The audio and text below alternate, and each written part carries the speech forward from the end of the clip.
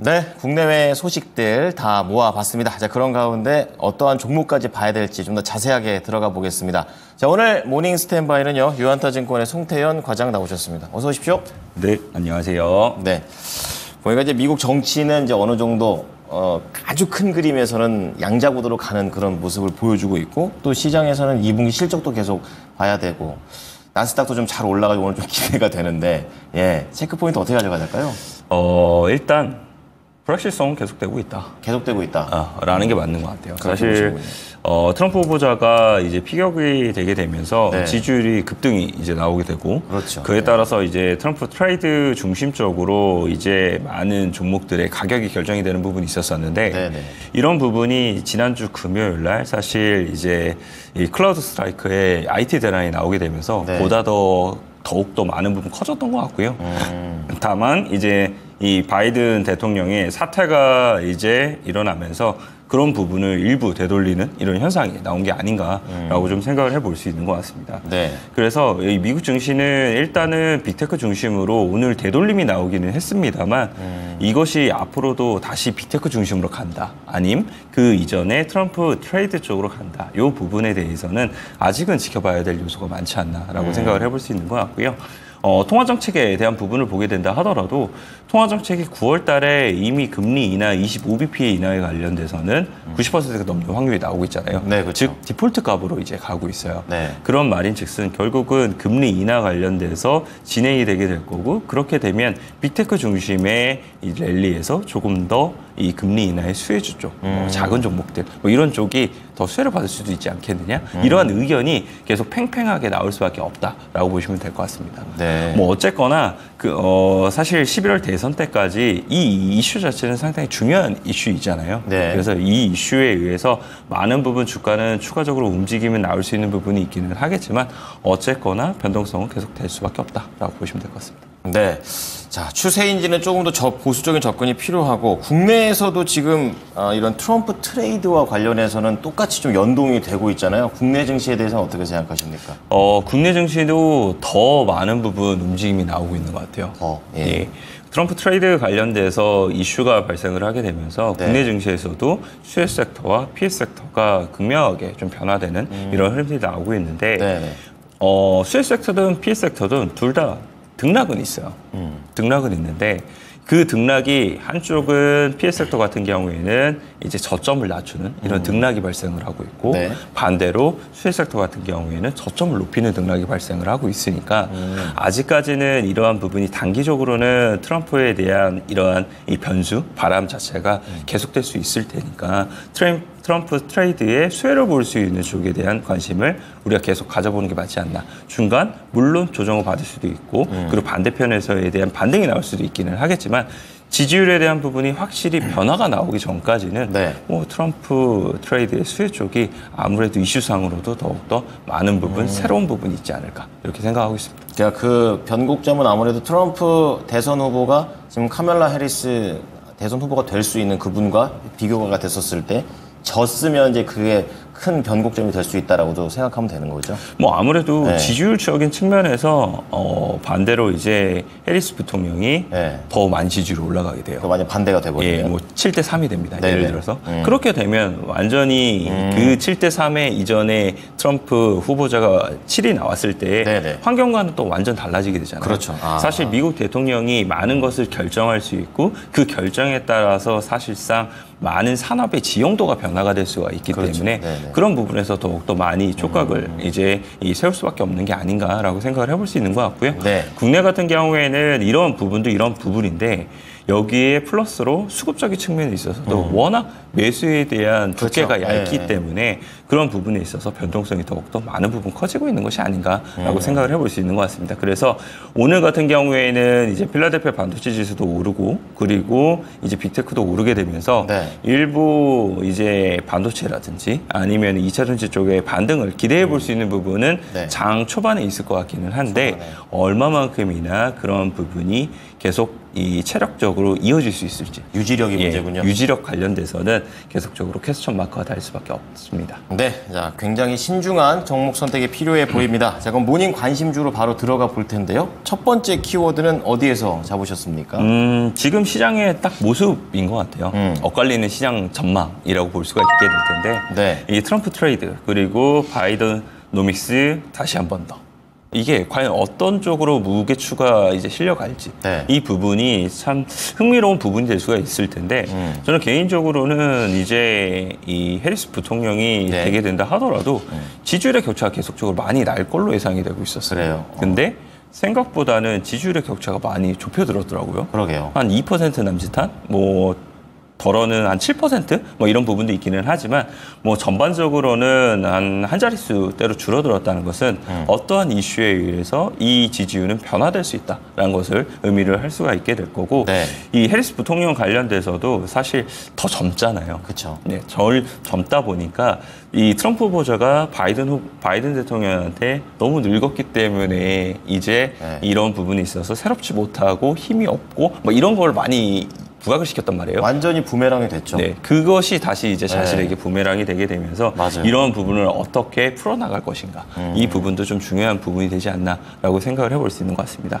하지만 어쨌거나 이 AI 관련된 부분이 상반기 때 계속적으로 주도주로서에 대한 역할을 해왔었었고 네. 그리고 트럼프 후보자가 지지율이 올라가게 되면서 이 관련된 많은 이제 변화될 수 있는 불확실성을 시장에 던졌던 만큼 네. 중간중간 흔들릴 수 있기는 하겠지만 아까도 말씀을 드렸다시피 다시 한 번 더 이쪽에 대한 수급적인 논리가 더욱더 강해질 수 있지 않을까라고 생각을 해볼 수 있는 것 같고 그 관련돼서는 뭐 인프라 관련된 종목이라든지 아니면 에너지원 관련돼서도 보다 더 화석에 대한 부분이라든지 네. 아니면 금융이라든지 뭐 이런 종목군들이 더욱더 많이 부담 없이 바닥에서부터 올라올 수가 있게 되는 이러한 부분으로 연결되지 않을까 이렇게 생각을 하고 있습니다. 그럼 이러한 둘의 이런 움직임에 따라서 시장 분위기는 뭐 어떠한 전망들이 지금 현재 나오고 있습니다. 시장 분위기도 엄청 많이 이제 좌지우지 좀 되고 있는 부분이 있어요. 네. 이 FHM 파이낸셜을 보게 되면은 네. 사실 바이든 대통령이 대선 출마 관련돼서 사퇴한 건 그렇게 큰일이 아니다. 라고 얘기를 하고 있습니다. 굉장히 큰일 같았었는데요. 뭐 그 이전에도 사퇴에 대한 이야기를 계속적으로 얘기를 해왔었었고 그랬죠. 예. 이 첫 번째 대선 토론에서 인지력 부족이라든지 맞아요. 이런 부분을 많이 이제 약점으로서 드러났기 때문에 그러한 부분에서 그냥 올 것이 왔다. 뭐 이 정도로서만 이제 해석을 하게 되는 이런 부분이 있었다라고 네네. 보시면 될 것 같고요. 반대로 이제 이런 의견도 있습니다. 이 바이든 대통령의 대선 사퇴가 특별한 변동 요인이라고 하기는 어려운 부분이 있기는 하지만 네. 이 미국의 정치적 불확실성은 대선이 가까워질수록 더욱더 많은 부분 커질 수밖에 없고 투자자들은 이에 따라서 대비를 해야만 한다라고 얘기를 하고 있습니다. 그렇군요. 그래서 아까 말씀드린 것처럼 지지율에 대한 이러한 이제 엎치락뒤치락 할 네. 수 있는 부분이라든지 그리고 트럼프가 워낙 그 이전부터 많은 이슈들을 가지고 있었던 부분이 있었잖아요. 그렇죠. 그런 소송도 많고요. 부분에서 네. 얼마만큼이나 완주를 또 할 수 있을 것인지 뭐이 부분이 중요한 이제 요소로 작용하지 않을까라고 생각을 해볼 수 있는 것 같고 네. 이제 해리스 부통령 같은 경우에는 얼마만큼이나 민주당 관련돼서 집결을 시킬 수가 있을 것인지 그 부분이 가장 중요한 포인트가 될 수 있지 않을까 이렇게 생각을 하고 있습니다. 자, 그러면 이제 키워드가 미국 대선인데 관련해서 뭐 건설기계나 에너지 관련된 종목들을 말씀해 주셨습니다. 관심주는 어떤 걸 보고 계십니까? 일단은 방산 가져왔습니다. 방산 어떤 종목입니까? 현대로템 가져왔어요. 아, 어떤 부분을 봐야 됩니까? 사실 LG 넥슨, 하나 에어로스페이스 이런 종목군들이 계속적으로 신고가를 갱신을 하는 흐름이 나왔는데 네. 그에 비해서 하나로템은 물론 신고가를 갱신을 하기는 했지만 조금 약한 흐름이 나오고 있었거든요. 그런 부분에 있어서 추가적으로 방산에 대한 모멘텀이 이제 발현이 되게 됐을 때 꼭 현대로템만 못 갈 이유가 있겠는가. 그렇죠. 이런 부분에서 생각을 했다라고 보시면 될 것 같고요. 그 외에도 보시게 되면은 2분기 실적 관련돼서도 어닝 서프라이즈를 사실 기록을 할 걸로 예상이 되고 있어요.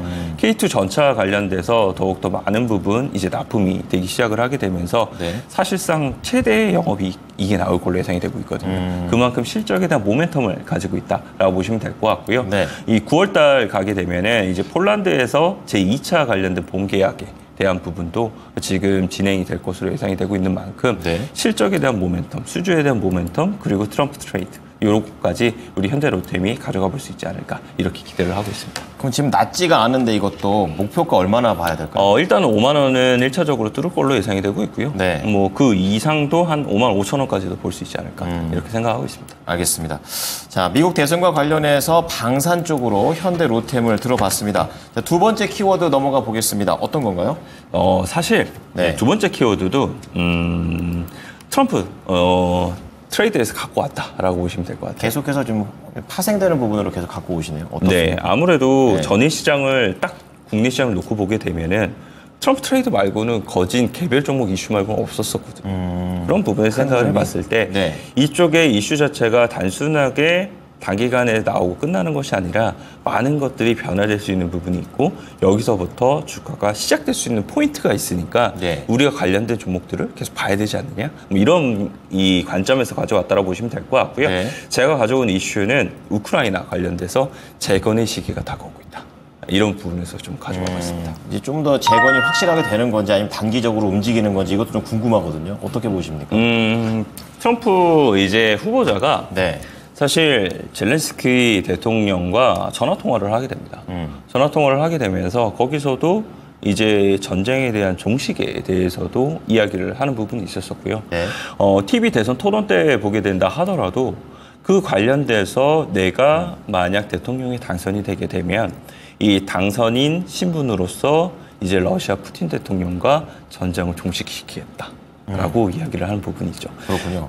즉 그런 부분 자체가 계속적으로 사실 많은 원조를 하게 되고 그 원조 과정 속에서 사실상 세수로 해야 되는 부분이 있을 거잖아요. 소모전이거든요. 그런 부분이 결국은 인플레이션이라든지 아니면 네, 재정 네. 지출이 너무 과도하게 나가게 되니까 그런 부분을 없애겠다라고 얘기를 하는 거고요. 그런 거군요. 네. 그를 통해서 사실상 많은 이제 이 방산에 대한 부분이라든지 이런 부분에 있어서도 수혜를 받을 수 있는 부분이 생기게 될 거고 그 외에 재건을 통해서도 사실상 많은 사업적인 비즈니스가 일어날 수가 있게 될 테니까 그런 부분에 있어서는 충분히 이제 트럼프 후보자가 노림수를 가져볼 수 있는 부분이 있지 않나라고 네. 생각을 해볼 수 있는 것 같고 네. 또 하나는 이제 금융 관련돼서도 많은 이제 이 파이낸스를 일으킬 수 있는 부분이 있을 거잖아요. 왜냐하면 우크라이나가 돈이 없을 테니까 그렇죠. 천문학적인 돈이 들어가야 되는데 그런 부분이 없었을 때 과연 어떻게 이런 부분을 지원을 하게 될 것인가. 그리고 그 지원을 하게 될 때 정말 이자를 안 받고 지원을 하는 건 또 아닐 테니까 네. 그런 부분에 있어서도 충분히 기회는 많아질 수 있다라고 보시면 될 것 같습니다. 그래서 우크라이나 재건 관련돼서 생각보다 시기가 빨라질 수 있다라는 기대감이 시장에 더욱더 많은 부분 오고 네. 있다라고 보시면 될 것 같고요. 예. 사실상 한국 같은 경우에도 2024년도 1월 달에 우크라이나 재건 관련된 이 단체에 2025년도부터 이제 지원을 하겠다라고 가입을 한 상태예요. 근데 만약 트럼프 후보자가 당선이 되게 되고 만약 이것이 종식이 됐다라면 국내에 있어서도 이 관련된 재건의 기회를 같이 가져갈 수 있는 부분이 있지 않을까라고 생각을 해볼 수 있는 것 같고요. 네.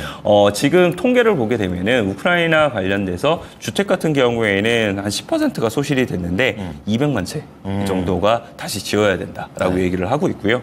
에너지 같은 경우에도 한 470억 달러 정도가 재건을 하는데 필요하다라고 얘기를 하고 있습니다. 나라가 크니까 규모도 크네요. 그럼요. 네. 그리고 이제 인프라 관련돼서도 한 730억 달러가 필요하다라고 얘기를 하고 있는데 네. 그만큼 이러한 이제 사업이 연관이 되기 시작을 하게 되면 국내에 있어서 많은 건설이라든지 기계 관련된 업체들이 이미 레퍼런스가 있을 테니까 네. 그런 부분에서 충분히 추가적인 모멘텀이 나올 수 있는 부분이 있지 않을까라고 생각을 해볼 수 있는 것 같고요. 네. 아직까지는 기대감에 대한 부분이 있기는 하지만 그 기대감이 이제 미국 대선이 다가오면 다가오게 될수록 트럼프 지지율이 높았다면 뚜렷해지겠죠. 이제 아무래도 네. 더욱더 뚜렷해지지 않을까 이렇게 생각을 해볼 수 있는 것 같습니다. 그럼 종목하고 목표가는 얼마나 잡으십니까? 일단은 종목을 가지고 온 게 네. HD 현대건설기계 가지고 왔어요. 건설.